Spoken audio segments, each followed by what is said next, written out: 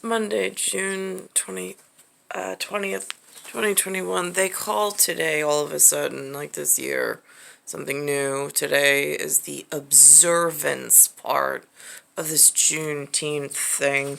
I'm in this at the moment, just so it's whatever and whatever. So I watched See the BS this morning. And then I watched the Channel 7 Eyewitness News at noon. And they had the story on, which I watched it through the lens of just receiver observance of whatever the actual message was for today. Then I rewatched it with some of the information I've picked up along the way. And it tells a drastically different story. Precedent to today, like leading into today in my life frame, I've documented because they've made mention on this broadcast of some televised, theatrical, whatever. They've done some investigations. They found out there's this thing called Tuskegee Airmen. They don't go into in-depth schism on it, and doesn't really build me a schematic. However, what they have done is they have shown, as of late, there are these schools that cater to only what looks like African American. Like, you have to be dark-skinned to get into these programs.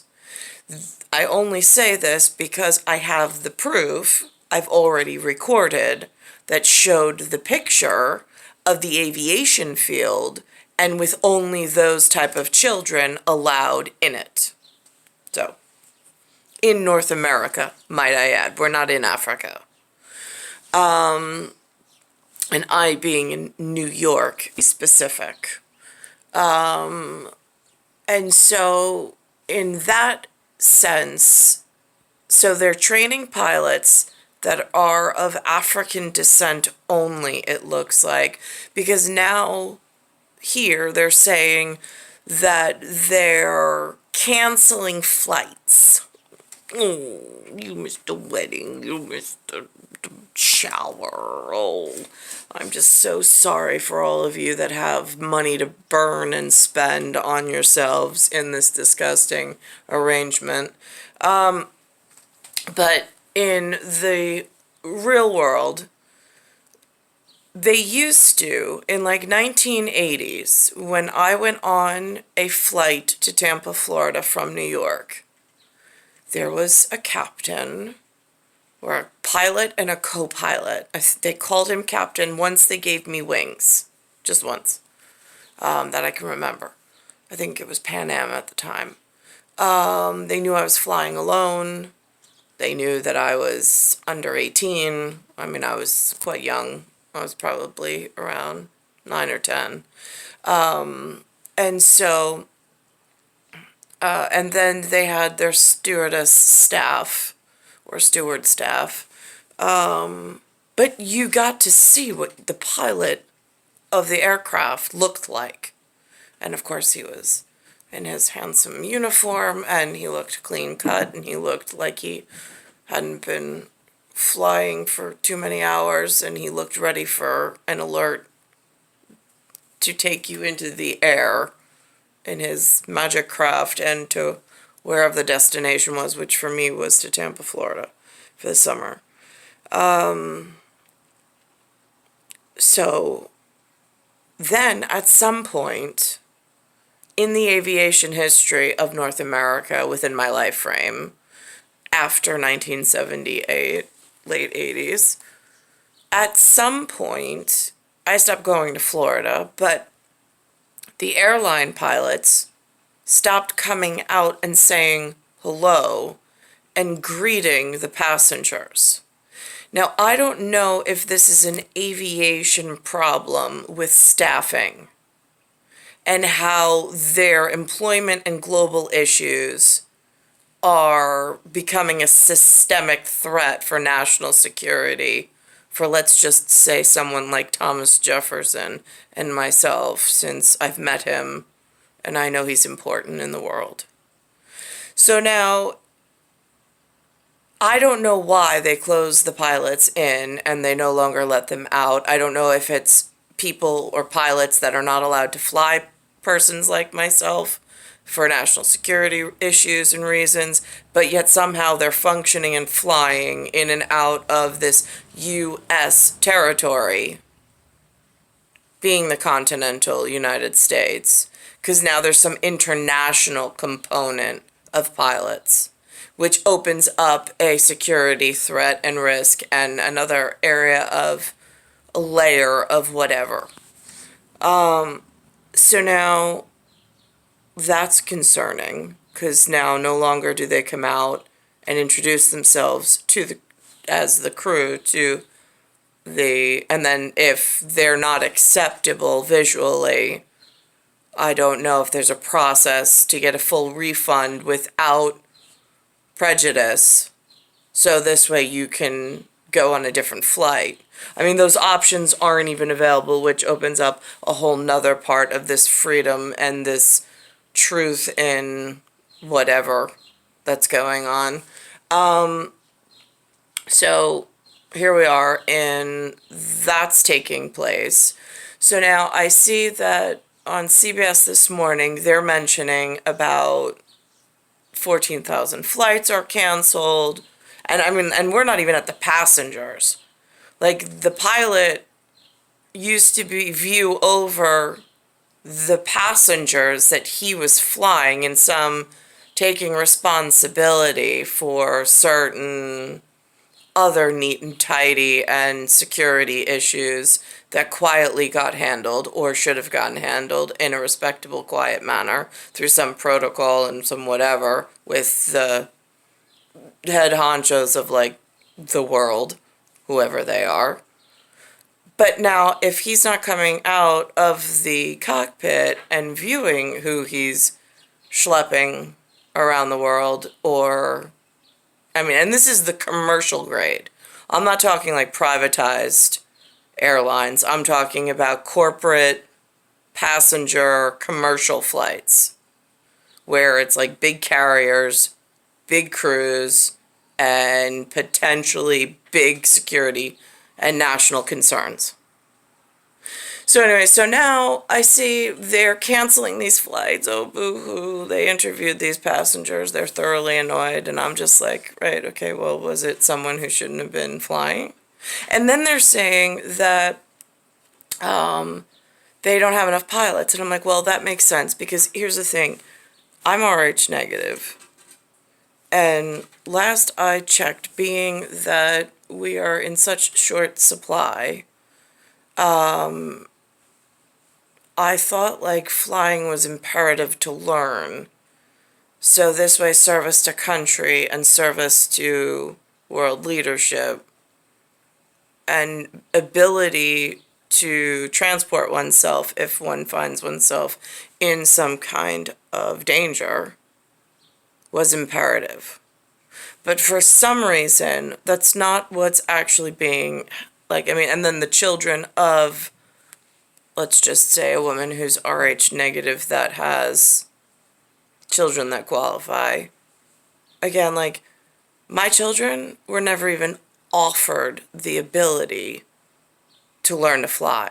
I was never offered the ability to fly or to learn how to fly. Even if I didn't use it in my everyday, just on like a National Guard, national security training for whatever, I wasn't even offered that. Like, if the pilot goes down and something happens to the co-pilot, like, who's flying the plane? Like, nobody even, I mean, like, there's been no training.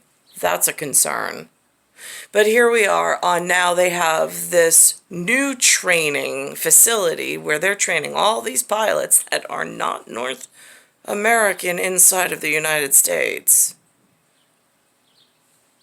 where are they flying to? Whose aircraft are they flying?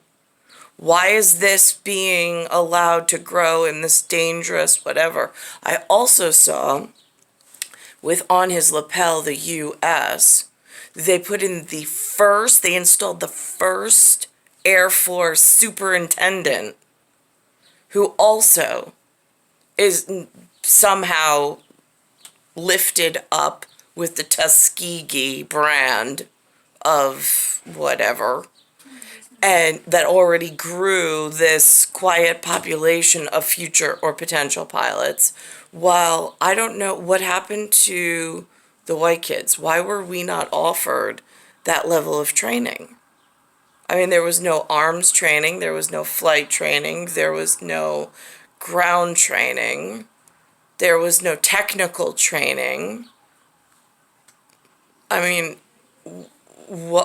there's something more deeply rooted and then systemic that's going on, and it really is a concern. Here's what this looks like for today. Now, this was CBS Morning's E121 this morning, and this is how innocent it sounds, like as if the disgruntled passengers were a concern, if there's a more systemic problem that needs to be corrected or taken care of.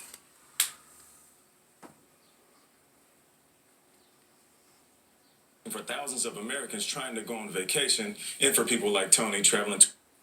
Again, I have rarely, mid to late 90s and early 2000s, last time vacation was even a thought of a possibility. Since then, to and from the First Watch book event.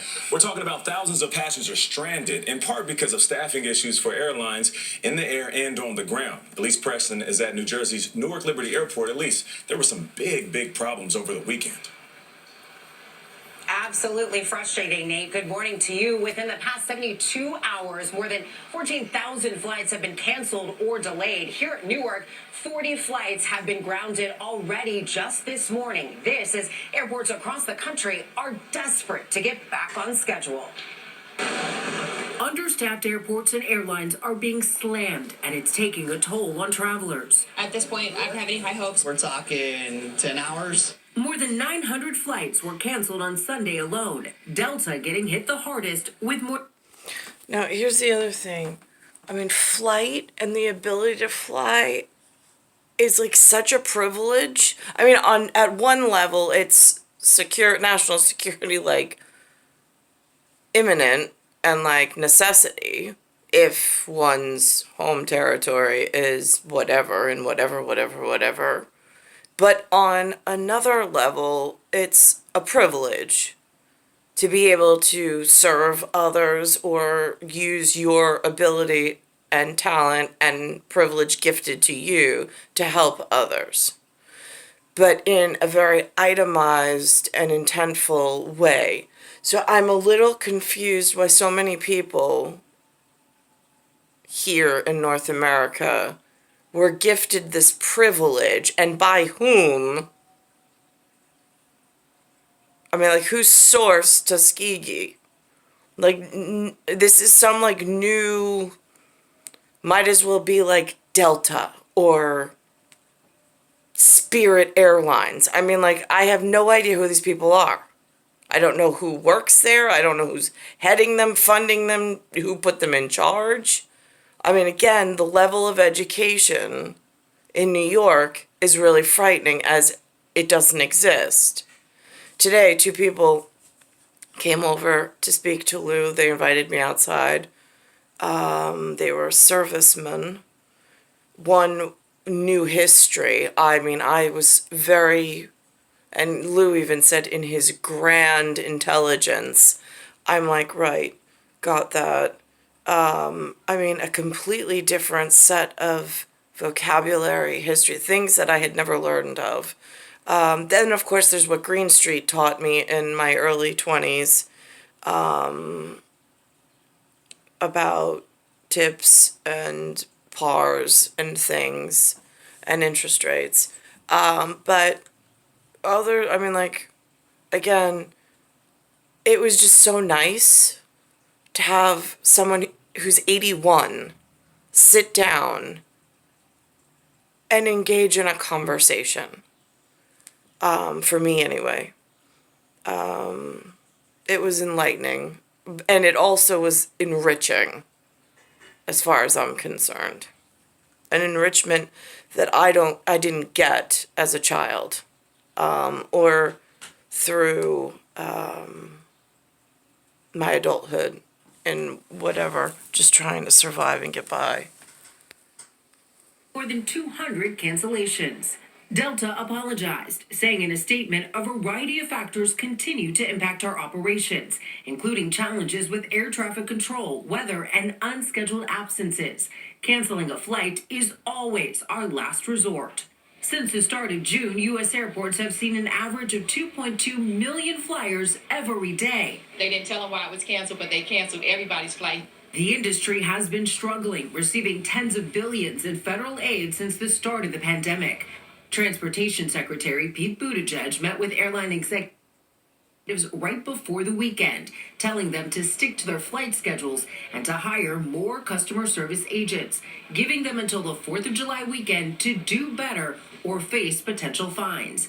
CBS News senior travel advisor Peter Greenberg. You can hire as many customer service agents as you want to say, I'm sorry, but if you don't fix the root problems, the apologies will continue. You got to be able to find pilots. There's a shortage. You have to be able to find people who work under the wing, ground handlers, baggage loaders. Until staffing increases as a whole, Greenberg expects more disruptions through September. Again, in the public school that I went to and the public school that my children went to, there were not like a list of how to serve one's community. I worked in something as a teenager, so I wasn't just sitting at home in the room all week and all weekend. I tried to get on one of the local businesses' schedules. I worked at something called All the Right Stuff. Joel, some local guy, Joel ran it. And it was whatever. I had one woman come in once, and she's like, what high school do you go to? I think I had just started St. Dominic's. And she says, what do you like about it? What made you go there? And I'm like, well, I like the uniform. I was like, I liked my other school, but I didn't like having to figure out what I had to wear every day. It was bothersome. I was like, I liked the uniform. So she said to me, she said something about college, and I'm like, now what's that? I was like, I'm in what's called high school. I was like, but I haven't heard of that. She's like, nobody's talked to you about that? I'm like, no. She's like, well, then why'd you go to St. Dominic's? She's like, have they mentioned it? And I go, no. She said, how do you like it? I said, it's too soon to tell. I just got there. But I like the uniform. That's all I really had for her. And then I apologized that that's all I had to say.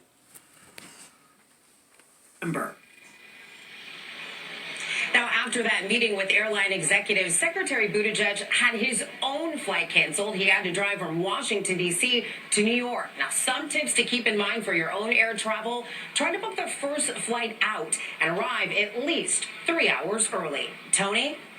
Oh boy, Elise, thank you very much. Nate, since you brought it up, I did try to travel this week and had a flight canceled on Friday, 2-hour delay on Saturday, and a 3-hour delay on Sunday.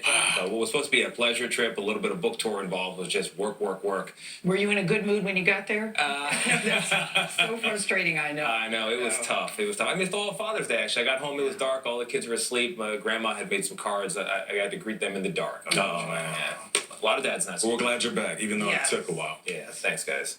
All right, now to a big deal for little. Now here's Eyewitness News, same type of story at noon.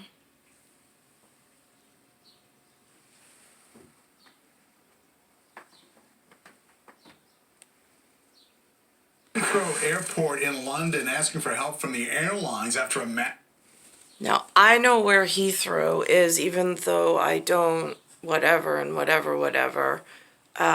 Only because I went there once in the 1980s, and that's where we flew into, and it was a big deal. Like, that was the preparation, is I had to study the ticket. So I did. And I tried to keep saying it over and over and over again so I knew where I was when we landed and then I had to learn where I came from because again, I was leaving without Lynn and Lou and I was going with the dean of the family.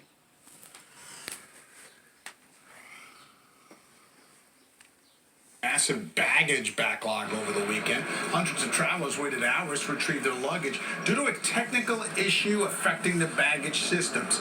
Heathrow is now asking the airlines in 2 of its terminals to cancel 10% of their flights today. Unclear how many airlines will comply with the request, but thousands of passengers are expected to be affected by that. Well, the travel chaos here in the U.S.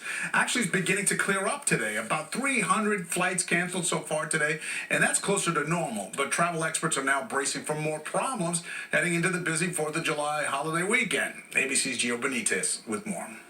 Over the weekend, a slew of cancellations and delays just as people try to travel for Father's Day weekend. It's just been like nonstop cancellations. It's just kind of sucks that we can't, we're not going to see them at all today. We all looked at each other and cried. Mackenzie Roberts says 2 flight cancellations led to her missing a slew of celebrations, including a family wedding. It took 10 minutes till departure, and then not even 30 seconds later, it all went red and then went canceled. The travel chaos happening just as Secretary of Transportation Pete Buttigieg reveals the U.S. may take action against airlines on behalf of customers. Buttigieg telling the AP Sunday that his own flight was canceled and, quote, that is happening to a lot of people, and that is exactly why we are paying close attention here to what can be done and how to make sure that the airlines are delivering. Buttigieg met with executives from the airlines last week to raise the issue. Industry analysts say weather caused most of the issues, but airline staffing shortages and soaring demand only make it worse. I think that these problems will last into the early winter, possibly even into the middle of next year, because it just takes airlines time to hire and train critical employees like pilots. So what does this mean? The summer of 2022 is going to be travel hell. And that summer is already looking exceptionally busy. Travel for the 4th of July. I don't want to go past that. I mean, he mentioned pilots are critical employees. So that's why I don't understand why there was such a shortage of opportunity when I was growing up in New York. I mean, New York has 4 airports that I'm aware of. 4. In just the Long Island, New York City area. 4. That are easily accessible or drive to. I'm just confused why the education did not reach the children or the opportunity even offered to them for national security concerns and for service to this nation that we have in this Pledge of Allegiance, this monetary allowance by coin and by woven linen. It's just confusing why I was pretty much left in a locked room with some professors, but not at like an aerospace level of education, not at a championship or a competition level of any kind of education. It's like barely literate is the level that I was left at. Maybe the busiest yet. Remember that all of those people who couldn't get on flights this weekend will be trying to get on those new flights today. Gio Benitez, ABC News, New York. New York City released its annual survey detailing the number of homeless. So it's and when the 2 gentlemen from this service, one was it was 81. He turned to me and I said, "Thank you so much for taking the time to speak with us," meaning Lewis and myself. And then he went to shake my hand. And he says, you know, you're very smart. And I'm like, thank you. What am I to say? I've been saying thank you my whole life. I mean, I don't know what else. I mean, like, I'm not insulted. I know what happened, kind of, sort of, in a not really way. I just don't know how other people interpret it, and their interpretation's really frightening. It's star 1978, star 8378, Nicole Cattaruzza. Oh, and then the enlightening thing is that if my grandfather's house wasn't here, what would have happened? And pretty much the answer that I got was that he would have abandoned me and Lynn. And then I'm like, and what would our options have been at that point? And nobody had answers.